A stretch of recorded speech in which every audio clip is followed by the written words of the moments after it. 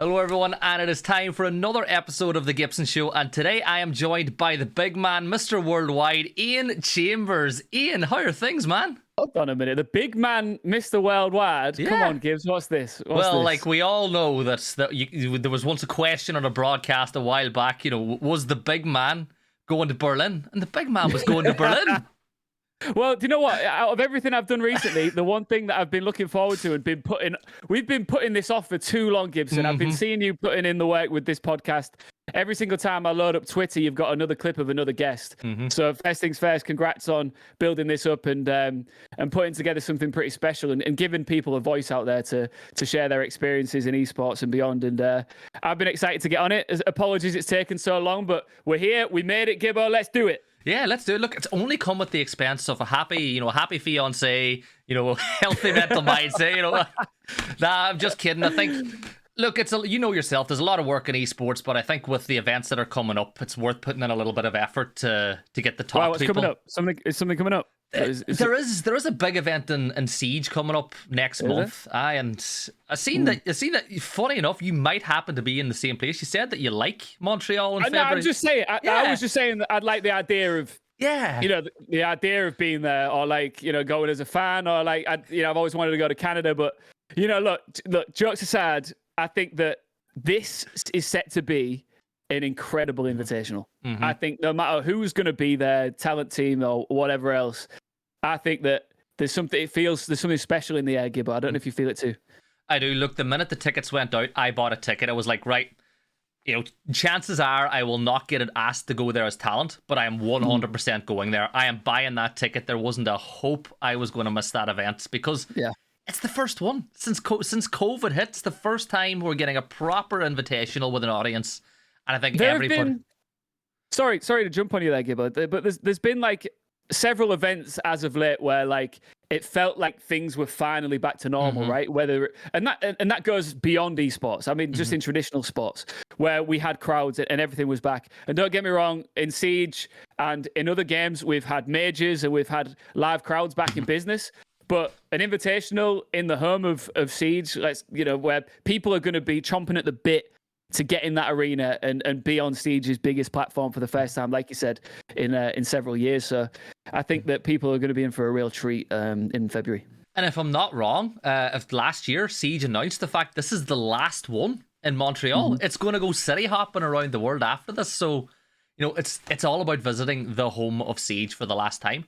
But Iain, before we actually get stuck into talking about that, how does it feel to be on the wrong side of the camera this time? Normally you're doing my job and I'm doing your job. So how does it feel to be on the other end of the mic?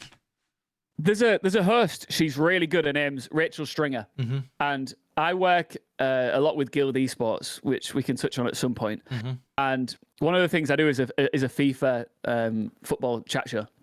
And she's a traditional esports host and TV host. And she joined me as a guest.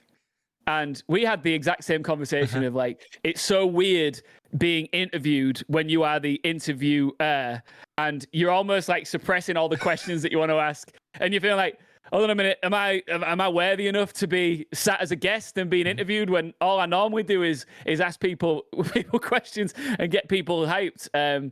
So yeah, do you know what? It's actually quite refreshing because I think that I've always been a fan of how you talk and how you articulate, Gibbs, because I think you're a real natural person to be around. Your energy. I think the first time I met you was at a Finn Harps setup, wasn't it? When we were over in Northern Ireland. Ballybuffet, County Donegal, and in a room full. Let me picture a room full of semi-professional footballers and elderly stakeholders. Iain whips out the mic and starts rapping, just to set the scene of what it was actually like. I did boom shake the room in front of a lot of professional footballers, I got asked to do it for the record. I didn't just grab the mic and say, please, can I rap? But somebody said, will you? But yeah, I remember at that point thinking, you're a very easy presence to be around. So I feel like I'm in safe hands with this interview. Hopefully you should be. And look, Iain, it's not the first time you've bumped out a rap when you get a mic in your hand. I've seen the video you posted yourself from your trip to Asia, so you're no stranger to that. But look, we could talk all day, about just how we know each other and how we met and that sort of stuff. And I think that would kind of take a bit of gloss over the point of the video, which is you. You've had a fantastic career that really is just starting But I think what a lot of people don't realize when they watch esports and they see these people on screen is there is a lot of hard work that goes into getting to where you're at. And your journey into esports wasn't a straightforward one. You know, you're like me, we're a little bit over 25, so it's not a case of, we're gamers, we're professional players, we're stepping onto the camera. Your career started very, very differently. So why don't you talk us through the young Iain Chambers and what you actually wanted to be whenever you were coming into college and, in those formative years? It's weird because when I was a kid, like if there was ever a stage or a microphone that I could get my hands on, whether it was a pantomime play or some sort of like parents' party where there was karaoke or whatever else, or I could do a magic trick in front of all my friends. I just had this urge to talk in front of people, and it sounds a little bit self-indulgent, but as a kid, I'm probably very annoying for a lot of people to be around. But then I did a degree in English language and literature in York, and then I had a couple of years working a traditional job. I say traditional; it was within football and then within news. But then I decided to do a master's in broadcast journalism, and then I got into news reporting. I was working as a video journalist, reporting and covering stories all across London when I was in my mid-20s. And then I took a bit of a gamble and jumped to a local TV station that needed some new news reporters there. That was called Notts TV over in Nottinghamshire. And I worked there for a good 4 years. But I climbed through the ranks, started off as a reporter, then got into sports reporter and presenter, and then started presenting all of the shows on there, like the entertainment live chat show. And that was a nightly experience. So an hour every single night, I would host a live news and entertainment show. And ended up, weirdly, I ended up running that TV station as well as the manager of it all. But, I and then I moved into radio, which is a lot of people in Siege call me Ian from the radio because I had a drive time radio talk show, a music show with one of my good friends. Her name's Jenny. And we did that for a long time. Really enjoyed that. That was across the entire East Midlands. And then, I always knew that there was something that I wanted to do, but I couldn't figure out what it was. And that sounds strange. I enjoyed all of those things, but still didn't click in the right way. I felt like I was missing something. And then, I grew up as a gamer. So I've got the Nintendo logo tattooed on my ankle. I'm a hardcore video game fan. As a kid, I got my N64 when I was a young lad. And then from there, I've just been obsessed. And then I got this one opportunity with ESL that came out of nowhere, ESL UK. Good friend of mine called George, who worked with me originally. He got a job with ESL UK, and he said, there's a stage host job going for the Rainbow Six UK Premiership Finals in Manchester. And I was like, I'm absolutely doing that. That sounds amazing. And from there, it was just, I knew I had to do it. I had to be in esports. It was the talent team that I was working with, who I'm very blessed to say that I still work with to this day, and I'm sure I'll talk about a lot of the Siege crew. But like the live crowd, the type of people that were consuming the product, the production values, the excitement and the competitive nature that came with it that I wasn't truly accustomed to until I fully experienced it in person. I just found esports and I was like, I get it now. This is what I want to do. And I've never looked back since. I've just kept pushing. It took me a long time to let go of the TV and radio jobs that I had at the time. I was like doing both for a long time. But then they sort of started to feel like they were getting in the way a little bit. So I just was like very grateful and thankful for all the opportunities I had. And then I just transitioned fully into esports about 2 years ago. And well, actually less than about a year and a half ago. And it was the best decision of my life. And that probably gives you a massive head start as well, having been on TV, so you're used to playing up to the camera, and then obviously being on radio too, you're very particular about the way you speak, the way you sound, because once again, a lot of people who are at the top level really focus on how they come across on a broadcast. But not only that, people don't realize that as the host, you have a mic in your ear, and while you're talking, you have somebody literally speaking to you while you make your point, and you have to stay on track and stay on point. And without TV and radio, you probably wouldn't have had that head start whenever you kicked into esports. But especially in local TV, I died a million deaths live on air. And luckily, it was on a smaller scale, so it didn't destroy me. But, everything that could possibly go wrong has gone wrong at some point. And, you talk about the earpiece. There have been several times where, like, we'll have, you can't just throw to a break. You know, sometimes in an esports show, the producer can just throw up a screen where it says we'll be back. Yep. In TV, you've got 10 minutes until the next break, right? And maybe you've got 4 videos that you're going to be rolling out, like, here's a report from this guy, or check this out, right? When your producer says in your ear, we've got a technical malfunction, all assets have dropped, and you need a fill for 10 minutes. Don't get me wrong, there were times I would go home almost in tears thinking I can't do this anymore. But I look back on those experiences and think, my God, I am so grateful and thankful that I got to learn the hard way on how this goes. And it put me in a place now where in life I feel like when someone tells me to fill, I start rubbing my hands together. I'm like, I love the challenge, mate. Give me more fill time. I'll run around the crowd with a microphone. I'll go introduce you all to the cameraman behind the scenes. I'll take you on a tour of the production truck. You know, like I like the challenge of having a fill, and I'm eternally grateful for the radio and TV experience that I've had that really prepped me for some of the big stages I've somehow found myself on over the last 2 years. But the thing that people don't realize about Phil too is, you know, like, oh, caster start game or do this. It's like, you know, it's something's happened. We have to talk. Whippet and I, our first ever event, the first proper S tier event that Whippet and I worked. We sit down to do a show match. 45 minutes of Phil. And by the end of it, we were like, please God, please tell us that we can go to a break, because we've gone through the list of everything. You know, there's nothing else that we can talk about. But sometimes you're almost tempted to reset and go back to the start and just start. So going back to what you said 25 minutes ago there. You know? Yeah. Tell me, what was it? What was the weather like on that holiday to Tenerife in 2016 that you went on? Yeah, that is it's funny, isn't it? And I think that it's a real testament. I don't think people understand how, especially casters. I think a lot of the time, once you're on a desk and you throw it to the casters, it's almost like you wash your hands of it and go, right, I'm going to the green room. Those guys have got this. Yeah. And there's a lot of pressure. There's an onus on you guys to really carry that time that needs to be filled. And just so you know, I salute you. I appreciate it. Well, look, I look up to Ace and Des when it comes to that sort of thing. I think those guys, when it comes to on-air Phil, are fantastic. So shout out to them. But you're speaking about moving then from radio to esports, and the timing was kind of bad from a standpoint where the world was shutting down. You know, COVID was kicking in, crowd events were stopping, and I think that's where you thrive, is when you're actually giving people in front of you, you come into your own world.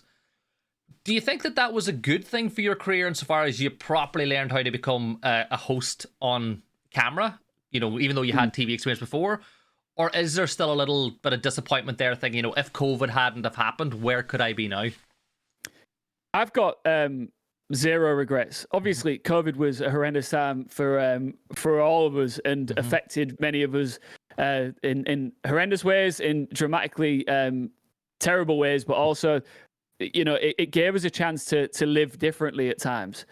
And I was doing a lot of on-camera work from home. So, you know, when I'm going for, you know, a long walk on the park with a friend of mine who tells me that they're struggling at work and you know, their job's at risk and all this sort of stuff, I just felt so blessed that I was able to sit at home, turn my camera on, turn the light on, and talk about video games. And, you know, I really learnt the scene during that time, and it gave me a chance to really become deep-rooted further within esports and reflect, you know, after every broadcast, because the world was moving slower at that time, wasn't it? I feel like we're back to 100 miles an hour at the moment, but, you know, you'd finish a broadcast and you'd be able to sit there and pick it apart and have more time to really, you know, digest it a little bit. And, you know, I did a lot of Siege stuff then with the UKIN broadcasts, and I really enjoyed them. Even one of the big things that I enjoyed about that process was, if you look back some of my early broadcasts during COVID, my setup was awful. I used to set up sometimes in the kitchen on my MacBook, and I would have the weirdest microphone setup you've ever seen. The light would be a torch. There was one I did with a torch as my light on my face. Because I just had no idea what I was doing, and I had no clue. Luckily, you know, I've met a lot of people that have helped me upgrade, and had, you know, I've got a full PC set up now, and some sort of camera that apparently is good, and an Elgato light there, and whatever else. This is still my this is the radio mic that I was given during the pandemic. Do not tell the old radio station to do radio shows from home. And I've kept it. This is the one thing that remains from my old setup that I'm still rocking. But yeah, look, it was difficult. And I don't think I realized how much I needed and wanted a crowd until Charlotte. That was the moment I was like, okay, like, yeah, the remote broadcasts are amazing, but this is what I'm here to do. Like, this is where I'm at my best. And yeah, I mean, don't get me wrong. I would love more. I would have loved to have had more of it during those years, but I'm just grateful that it all panned out the way it did. And was there any fear going into Charlotte as far as the NA crowd didn't know who you were? The LATAM crowd didn't know who you were. EU knew exactly who you were. And a small portion of EU, I would say, knew who I was. You say that, but a lot of the EUL crowd knew who you were. You were, loved inside of the UCAN crowd. So I think there was this feeling from the likes of myself and other people like, these guys aren't ready for Iain Chambers on stage. These guys... And they went, though. They went. No, because they won. They were a bit like, who's this really happy guy up on stage? But see, by day 2, you had them singing off of your hymn sheet. There's a history in Siege of stage hosts, right? And there's ones that have done phenomenal. Do you know what? If I'm honest, I've looked back and I think everybody's done a great job as a stage host in Siege. But sometimes in the community, people have been received in different ways. And I was nervous, but I was so excited because I'm thinking, oh my God, this is going to be the easiest crowd ever because the fans have been deprived of this experience because of COVID. This is the big comeback. We're all together in the same place and it's Siege fam reunion and everything. I had like a sort of script in my mind for day 1 at the Charlotte Major, and I was nervous to go out there. Don't get me wrong. And I went out and I was realizing, I was looking around and I was gradually going, hold on a minute. This isn't going as well as I thought it would. I couldn't figure out what it was. I was like, what's gone wrong here? And I went back and I sat back down in the green room and I sat there for a bit and I went and sat on my own and I thought, I'm just going to have a quick look at what the response was like in chat, which you should never do. We all do it though. We all do it. And I went on chat, and if you remember, I was wearing like this black leather bomber jacket, a pair of black jeans, and a pair of Jordans, similar to. In fact, I've got them here. Hold on. I was wearing this pair of Jordans, and there is a tendency in esports to dress, I guess, as a stage host, a little bit smarter than that. And there was all sorts of comments going, who the hell is this guy? What's he doing? Where's he from? His accent's so weird. And this one guy said, who is this Poundland Eminem wannabe? And you know what? I laughed. Yeah. I laughed. And I thought, you know what, right? I'm using that. And I thought, I think what I did was on the first intro, I went in too structured. And I had almost like a plan in my mind of how it was all going to pan out and everything else and all the word for word I was going to say. Second time I went out there, I dropped all my notes and I was just myself and I had fun. And I said, just want to give a quick shout out to the guy who said I look like, because it was in America. I said a dollar store Eminem and then got a good laugh out of them. And then from there, just like started to build a rapport. And by the end of that trip, I don't know what the hell happened, but we all just became such a great unit, like the talent, but also like the fans afterwards were just so kind to me. And I've never experienced anything quite like it. It was truly unbelievable. That Charlotte event will always hold a part of me because it was so special. I loved it.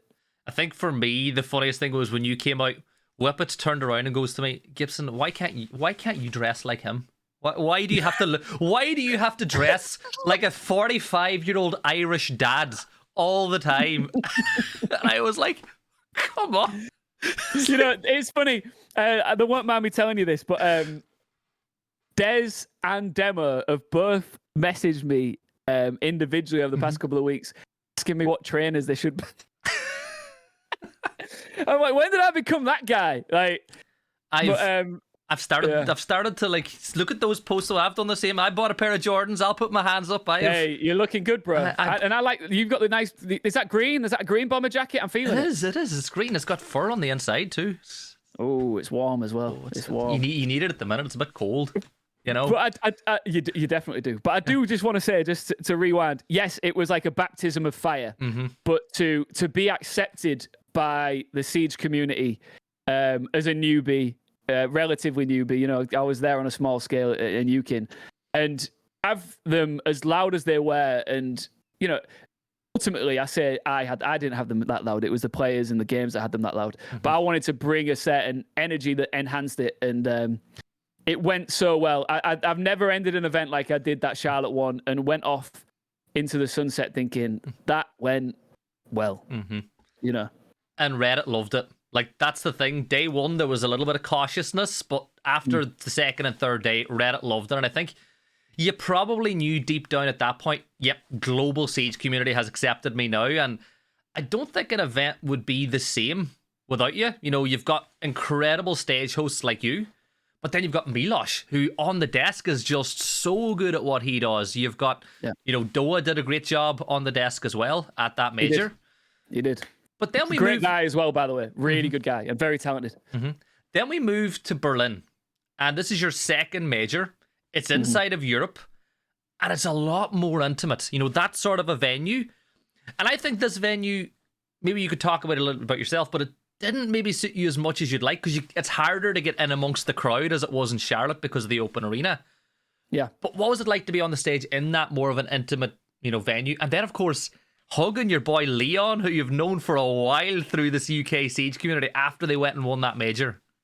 Do you know what? I would say that this event had its highs and lows on a personal level for me. Not like anything too dramatic, but do you know when you're coming off the back of Charlotte and you almost like, I was just so excited to get back out there. I was like, this is just going to be rinse and repeat. Like, we get to just run this whole thing again.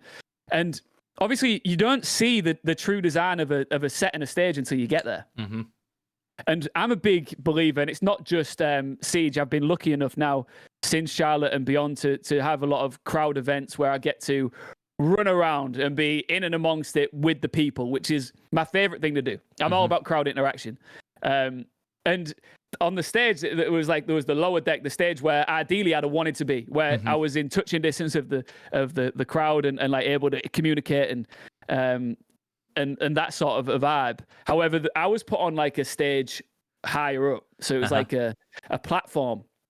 Visually, I think it was a really good idea, and I did really like the design of that set. But I actually said to the guys who the production team, I said, I love it, but I feel like I'm being stripped of, you know, what it is that I do. Like, I was stuck in one place, and I had to project. I think I was making up for my lack of movement by projecting too much.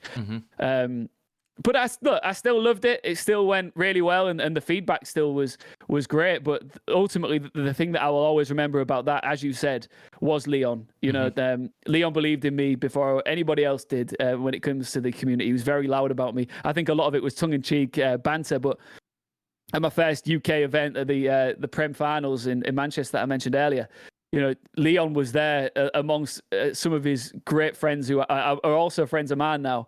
And they started the Iain Chambers fan club. And it sort of carried on as like this joke. And they've printed off pictures and framed them in their rooms and all this sort of stuff.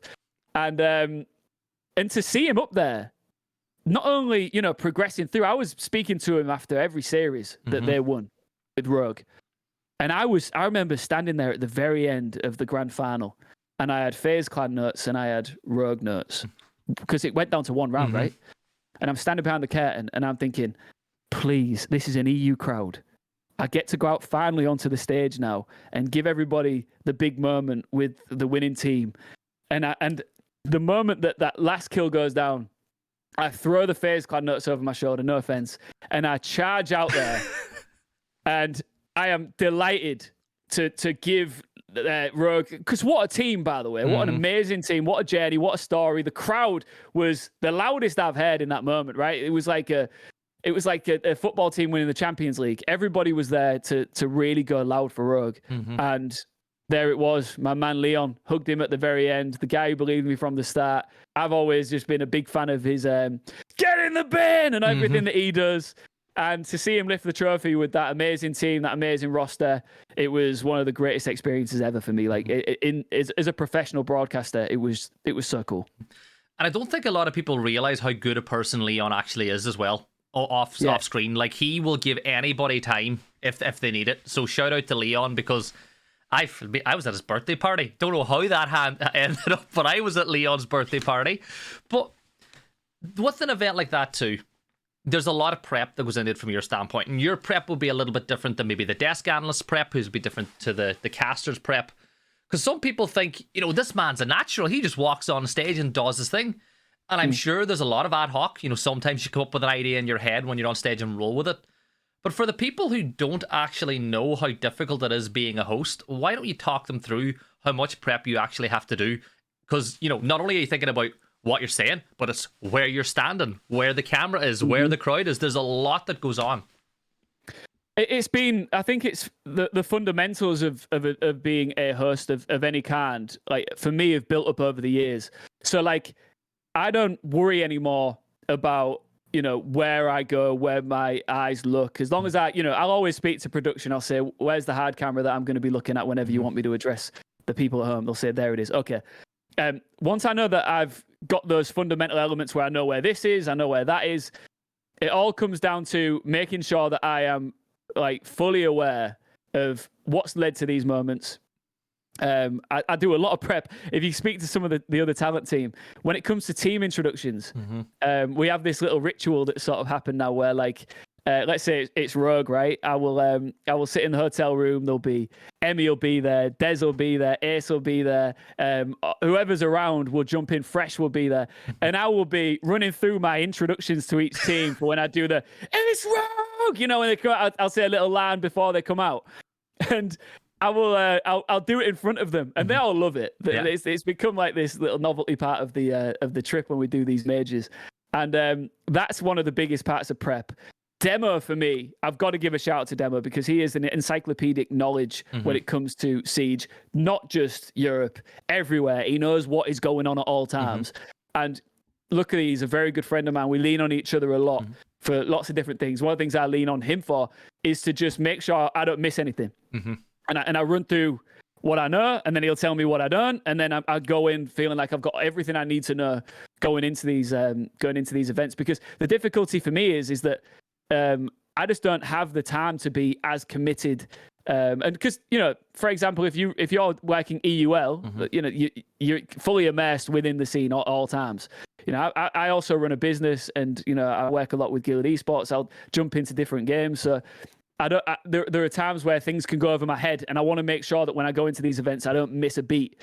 So luckily, the prep comes a lot down to some of the fundamentals that I've gained experience in over the last 7, 8, 9, 10 years, and then having good friends around me who work within the scene that want me to do well and believe in me. So I'm just very lucky that the Siege scene is as nice as it is. Yeah, and you've kind of become the worst kept secret in esports now, because other esports have started to catch wind of how good Iain Chambers is, and recently you've been doing a lot of work in Valorant as well, and you've had a trip to Brazil, which by all intents and purposes looked like it was one of the best times for you.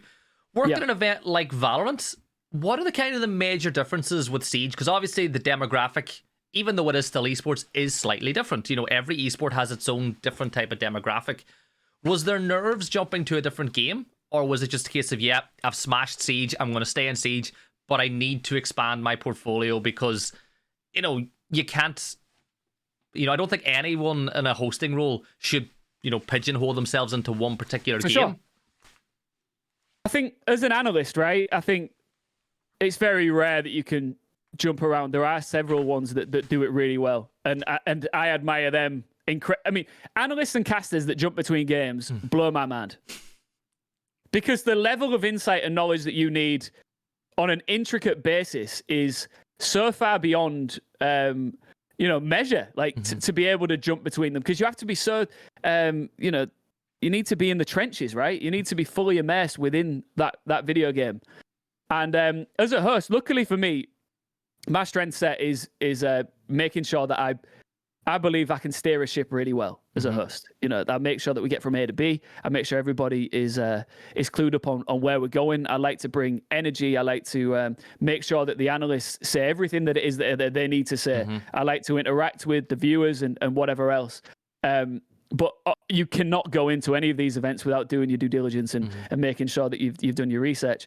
So there's not many games that I wouldn't have a crack at, if I'm being honest. You know, Valorant is one of them that I really enjoy because there are some amazing people, again, that I get to work with that help me out too. You know, again, like Tom Biz is one of my favorite guys. I love Mitchman as well. Van Silly, has become a real true best friend of mine.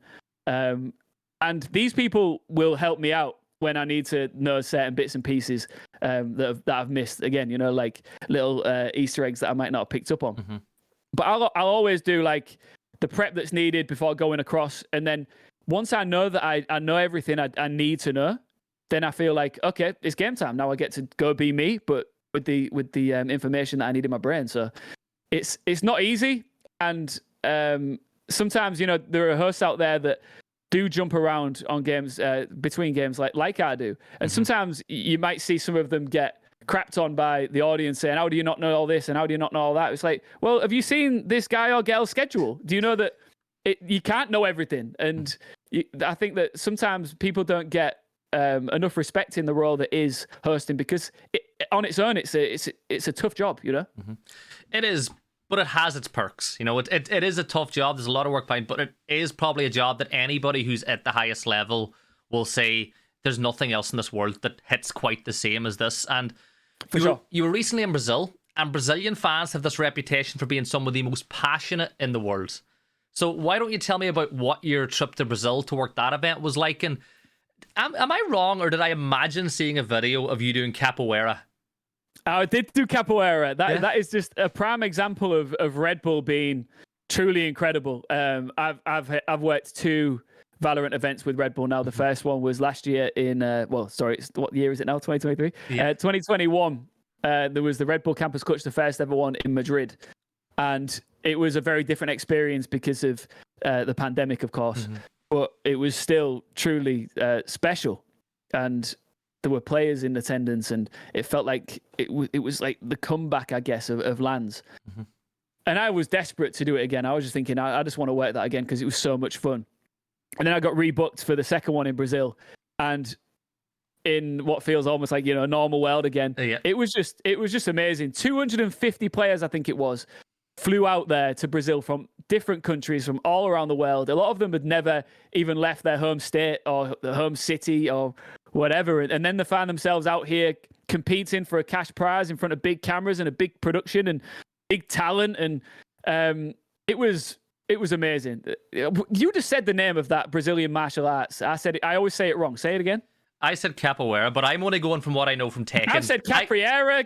I've said all sorts of stuff. Capri Sun. I've said it all. Capoeira. One of the things that Red Bull do when you get there is like they took us on like a little tour of Sao Paulo in Brazil, which is where the event was, and it was so cool because you're seeing all these different cool parts of the culture, and that was one of them. Capoeira was one of the activities that we did, and I was doing cartwheels. Me and Van Silly were like pretending to kick each other and swinging and ducking and all sorts of stuff. But yeah, that was a real pinch me moment. There is not any event that I've ever done of that magnitude I have ever taken for granted, and I never will, because as a lad from Hull, getting flown out to be the host of something in Brazil is I still, to this day, I still see it as utter madness. It's crazy. Yeah, well, if you were asking about Montreal in February, I don't think it's going to be quite as warm as Brazil if the big man is there. So like the clothing might be a bit different. But I want to step big man.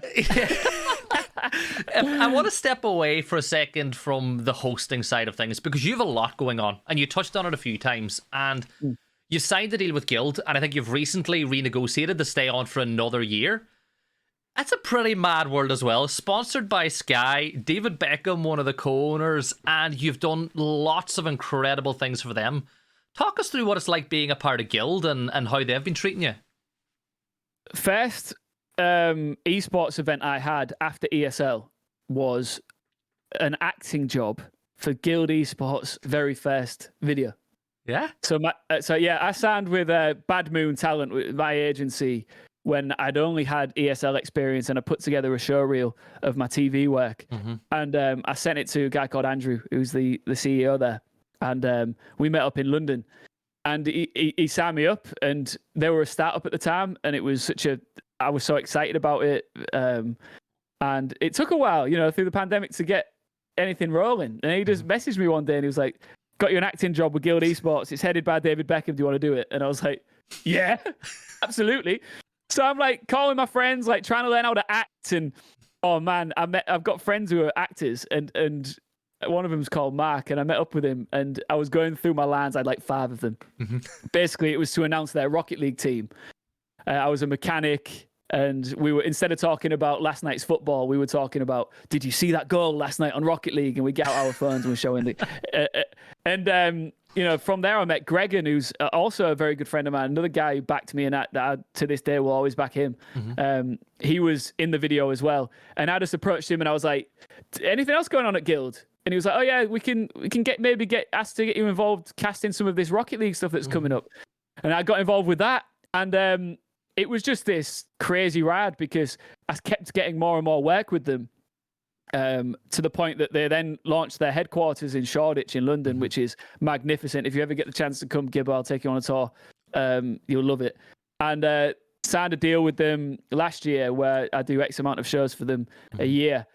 And, the people who work there, I love the brand. Some of the other talent that I'm really good friends with there, like Harry's amazing. TN25, I do a FIFA show with Stevie White, who's got his Happy Hour podcast with Jack Nate. They're going on tour. Go get tickets. And just being part of Guild, the diversity. I'll be working in Fortnite. I'll be working in FIFA. I'll be working in Valorant. I'll be working in Apex.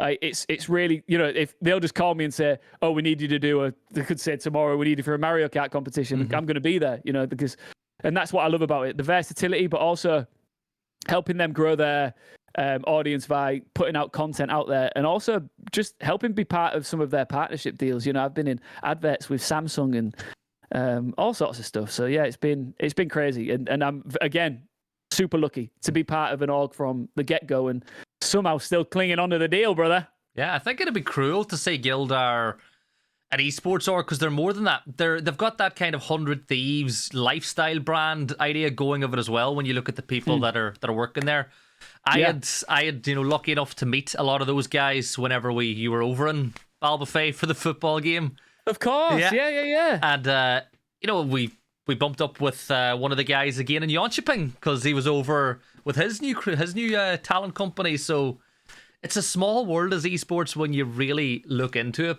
But it's not only that. It's not just Guild. You also do a little bit of promo work, and you've worked with some of the biggest names in global boxing. And I know this is a bit of a passion project for you as well, that you're very humble about, by the way. We spoke about it once and you're like, oh no, it's the other guy, he does all the work, but you're a bit too humble. Why don't you tell us about this promo work you've been doing in the boxing side of things, because I know it is something you love. You've done your research, and can I say, Gibson, you're putting me to shame here as a host. You're doing a fantastic job. A good friend of mine called Jake, I gave him his first ever job at the company I told you about earlier called Knots TV as a journalist. He was a real hungry little Rottweiler. And during the pandemic, I'm doing shows here and there. He was working at Sky Sports News at the time, and he was looking for something different. He wanted to start on his own, start freelancing. We got chatting, and he was telling me about his plans, and I was like, what if I come involved? What if I get involved with this as well? And then we started it was a social media and video production company. That's what it is. It's called Brain Cut Media. And we do all sorts of stuff. It started off, again, very humbly, feet on the ground, filming anything and anything that would come our way, anything and everything, and running social accounts here, there, and everywhere. And finally got into boxing, and within 2 years we were running promos and running live streams and press conferences for some of the biggest boxers in the world. You mentioned it was Tyson Fury. We've done a couple of big Tyson Fury fights that we've been a part of. We work with Anthony Joshua, a few other big names. We've been doing stuff with Misfits, which of course is KSI's boxing promotion.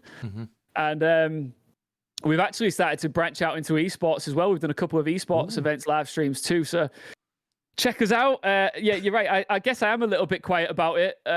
It's because when I'm not doing esports, it's like head in the sand, running that sort of thing with the rest of my team. We've got a good team of staff now that we've built up as well, and I love it. It's hard work, but you've got to be, when you're a host in esports, nothing is forever. That's the way it is. So you've got to make sure that, I like to try and make sure that I've always got a plan in place for when the dream comes to an end, because let's be honest, this is definitely a dream for me, and I'll milk it for as long as I can. But when I get too old and they go, hey, we can't have this old bloke doing these majors anymore, let's get rid of him when my mustache has gone grey or whatever, at least I'll have a foundation in place to keep going, hopefully.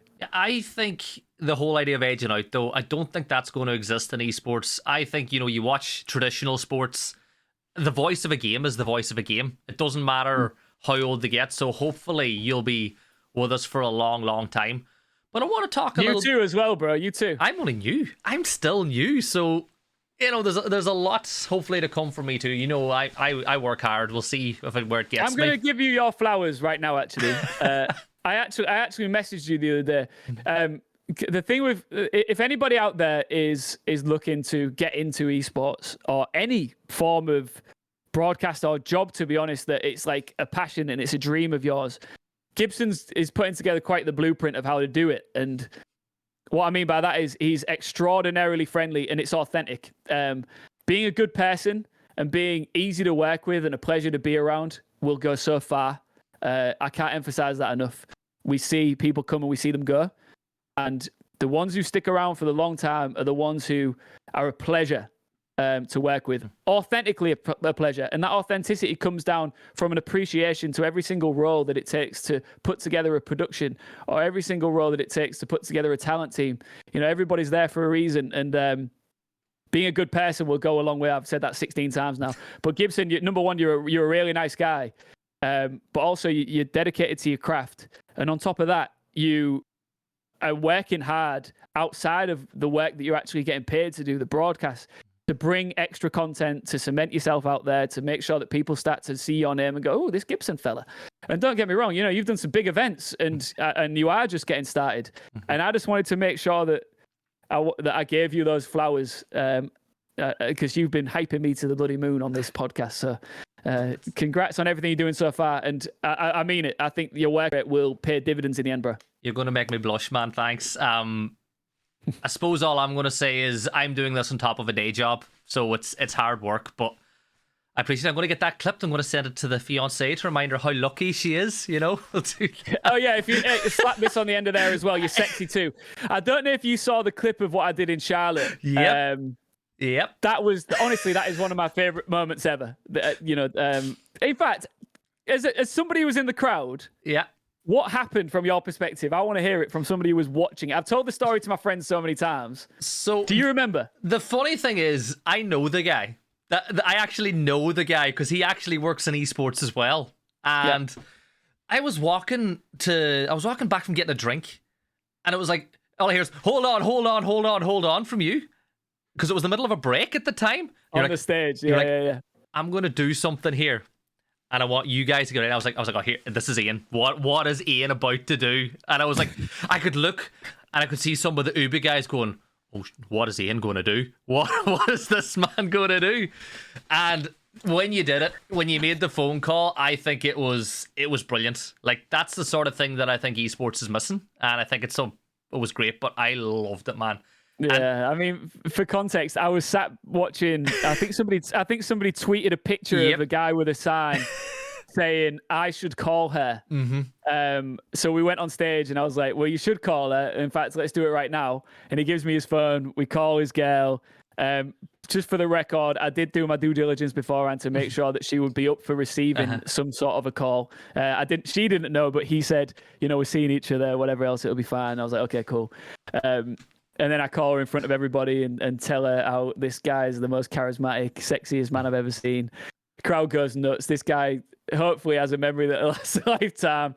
And then I remember the sign going up. They'd crossed out should and he'd put I did call her.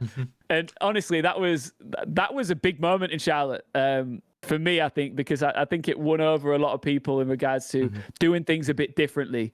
And making it about want as many moments as possible that are about the people in the audience, as always. That's not it. That's not the only one, though.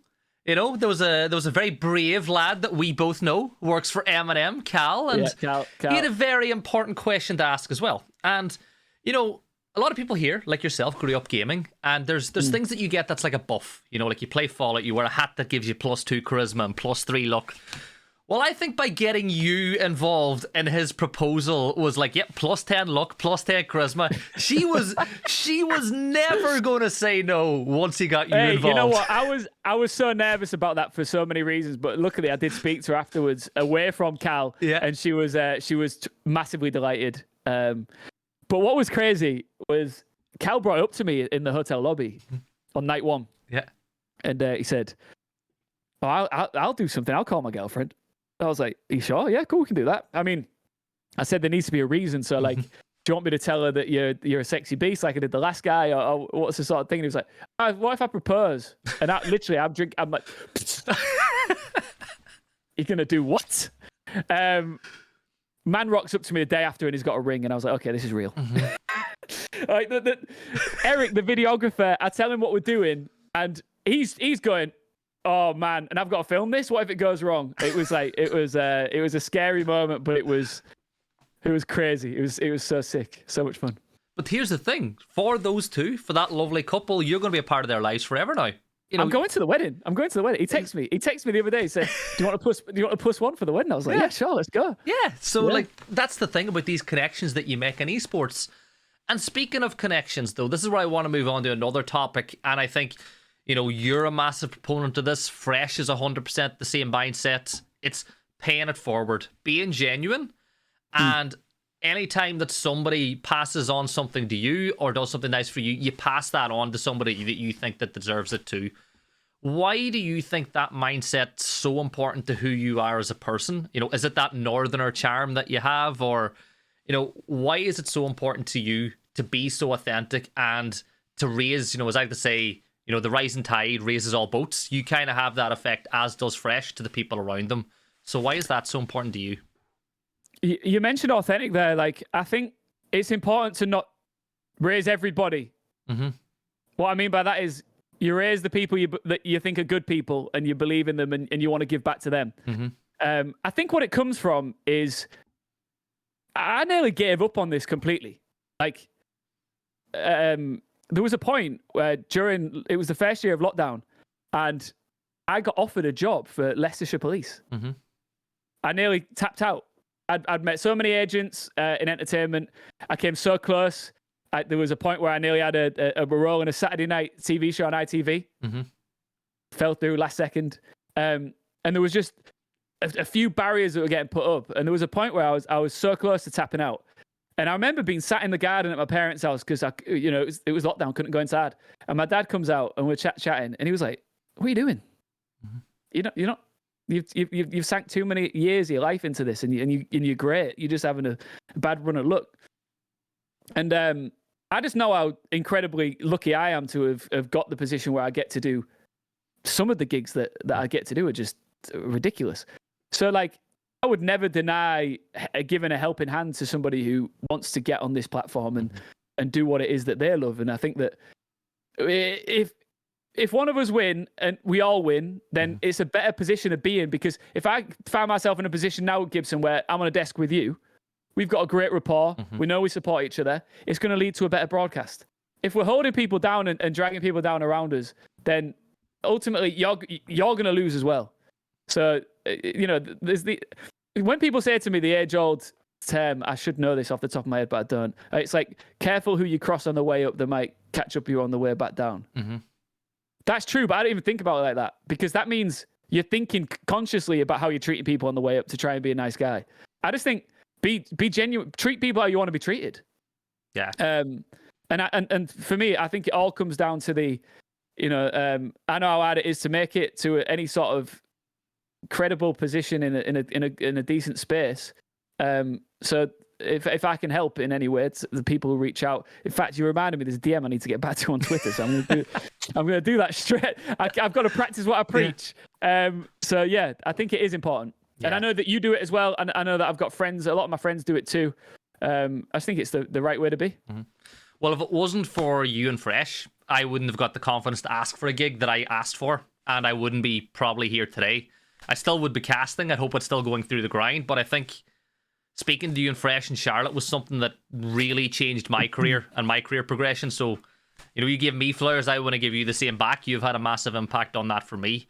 And I think a lot of people, and this is advice that I've been given, and it is when it comes to esports, yes, the people that you surround yourself with are also your competitors, but they have to be your friends. If you don't get on with the people that you work with, you're never going to go far. And my mindset is too, don't be jealous that somebody got a good job ahead of you. Be happy for them, because you'd hope that when the same thing happens the other way, they're going to feel the same way for you.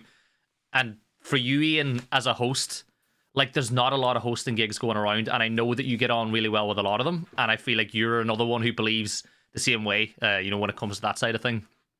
Yeah, I mean, I go for lunch regularly with Frankie Ward, for example. We went for lunch recently, and we worked together at TwitchCon Amsterdam, and I wasn't shy about saying she's the best host I've ever seen in action. Like, she was effortless, and she's brilliant. And there are several others, like Adam Savage. We did a podcast together for a long time, and we call each other every so often just to shoot the breeze. But also, like, we also have almost like host therapy, where we'll talk about some of the issues that we face as hosts in esports. And he's another great guy that I only ever back to succeed. And it's the same, if Savage got a job that I wanted, I'll be the first to call him and say congrats. And he's the same with me. If I get a job that he wanted, he will call me and congratulate me, because that's the way. Being negative and bitter doesn't get you anywhere. Ultimately, does it? What are the positives to being that way? There aren't any, are there? So, I do think it's important to make sure that you enjoy this process from start to finish, because the reason you chase this and the reason you go through the stress and you go through the grind is because you want to do the job that you love. Everybody wants to do the job that they love, but not everybody is willing to do what it takes to get it, because it's tough, and I respect anybody who takes, a different route if they think it's too hard as well, because it can be grueling and exhausting. But if you're going to go through all that, you want to work with nice people that you enjoy being around. Otherwise, you work all those hours and days and years to get to a position that you wanted to be in, and then you're miserable because you have bad relationships with your colleagues. Like, it's not worth it, is it? Yeah, I agree. And this is an industry where it shouldn't feel like work. It should never feel like work. It's fun. Yes, you have to do a lot of due diligence and work, but it's a dream. Who else gets to work in an industry where people play games for a living? Like, you couldn't write it. So I want to finish off with something that I saw another guy do, and I love it. So it's a guy called Kowo. He's a PUBG analyst, and he's a PUBG caster. But this was one of his guests, and it was quick-fire questions back and forward. So okay. I get to ask you a couple of quick-fire questions, and then you get to do the same back to me. Let's do it. As you're a host, I figure, why not do it? This could be a bit of fun. So let's get stuck in. Now, you can make up all these questions have been made up on the spot, by the way. I'm not. There's no script. I'm not. So, right. Favorite person you've ever worked with? Ace. Oh, I love it. Favorite sport?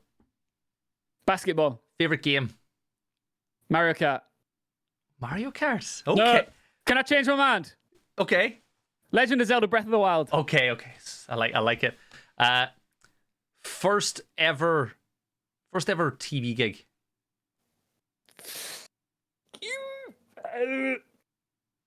A show called The City of Football on Knots TV. Most embarrassing thing that's ever happened to you on a broadcast.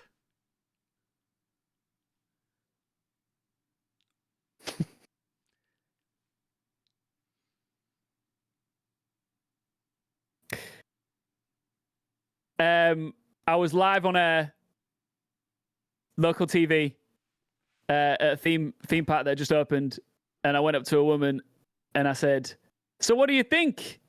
And she went, "It's shit." This is pre-Watershed. and I turned round to the camera and I went, "She said sugar, ladies and gentlemen. She said sugar." And last but not least, if there was one person in any industry, any sport that you could work with, who would it be? Work with. Yeah. Oh, God, there's so many. There are so many. I'm going to say an interview in a quiet space with me and Michael Jordan. That's what I'm going to say. I'd do something similar. Be Alex Ferguson for me. Well, there you go. There's your first one. Am I coming back at you now then? No, you're coming back at me. Favorite siege caster? Ace. Favorite stage host in the world? Iain Chambers. Favorite color? Red. Most embarrassing thing you've done on broadcast? Right. Okay. So it wasn't a siege broadcast, but I was the lead in a musical once. And okay, yeah, I'll take this. I walked out on stage, and all of my mates, all of them, like not one or two, all of them in the front row, with a massive sign saying, "I love you, Gibson," and all this sort of stuff. And I forgot all my words. I just saw the sign and went, "Oh my God." Bear in mind, this wasn't a gig.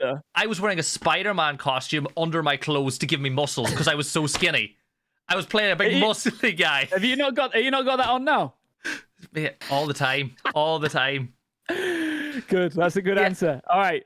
Next question. Football team. United and Harps. It's two. I can't give one. It has to be United and Harps. Underpants, wide fronts or boxer shorts? Oh, boxers.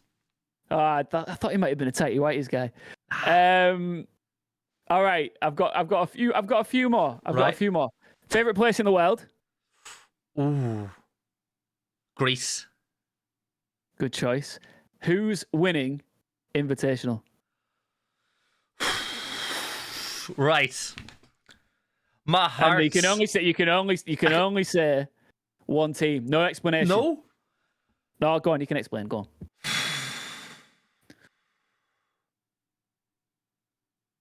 Brogue.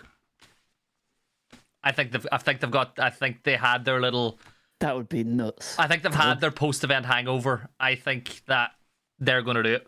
But I want to say this: if Liquid win, I will cry for the happiness for Desk and Palu. You were there. You saw what it was like for those guys when they lost the major. Yeah, it was brutal. Mm-hmm. All right, final question: who is your favorite Siege player in the world? Favorite player? Can be a prospect, if you enjoy watching a prospect. Right, my favorite up and comer is Jags. I think that guy's ridiculous. But favorite player? Right, I'm gonna give you two because they're tied and they're in two different regions. Right, Leon Gids because of how nice he's been to me since I got into the industry, and Gio who plays for Sonics. Yep. I don't know if you ever had the chance to sit down and talk to Gio, but he's one of the most genuine, nice guys I've ever met, and if he he will be at the next Invitational. Have a chat with him, Ian. You'll agree with me 100%. Okay, well, let's see if I'm going to be there first. I do you know what I was about to do? Because I was about to go into host mode and go, this has been a pleasure doing I was about to wrap up your show. What the hell? What? I normally would do the wrap up, but because you've been such a good guest and you've been dying to do a bit of hosting this whole time, I'll let you go for the wrap up. Gibson, give me the official name of the podcast. It's called the Gibson Show Shorts, but I think this is just the Gibson Show because this wasn't the short one. I like the Gibson Show. The Gibson Show. All right. Ladies and gentlemen, thank you so much for watching the best ever edition of the Gibson Show. This has been an absolute pleasure speaking to the one and only Iain Chambers. I can't wait to have him every single week. In fact, he's going to join us from now on every episode just to make it that little bit better. Obviously, I'm joking. Gibson, thank you so much for having me. I'm going to wrap this up now. I hope to do more of these in the future. I would love to come back on because I feel like we've only just scratched the surface. But where can people find you, Gibson? Where can they follow you? Gibson Casts on Twitter or Gibson Casts on YouTube. And even Gibson Casts on Twitch. There's a bit of a theme there. A bit of branding, a bit of a theme. What about you, Mr. Iain Chambers? It's not the big man on your socials, but if people want to keep an eye on which part of the world that you're at now, because I do think that you've got a life of James Bond, where can people catch up with you? At Iain Chambers, IAIN Chambers. You can that's across the board on everything. But look out for Gibson. Is coming for you. I've seen him behind several desks now, and he looks pretty fine doing it. So, and casting, of course, as well with your boy Whippet. So, thanks again for having me. And when's the next episode? Well, this next episode's week? coming out tonight, Friday, the 20th of January. This is when this comes out, but it'll be weekly. There'll be at least 2 episodes a week. We're keeping a nice schedule with it. All right, this has been the Gibson Show. I've been Iain Chambers. Thank you so much for having me. I bottled it. I bottled it. I bottled the outro. The nerves. Having me here, just the nerves went through the roof. Do you know what? I'm going to stick with it. Thank you very much for having me. And I'll see you soon. Thanks very much.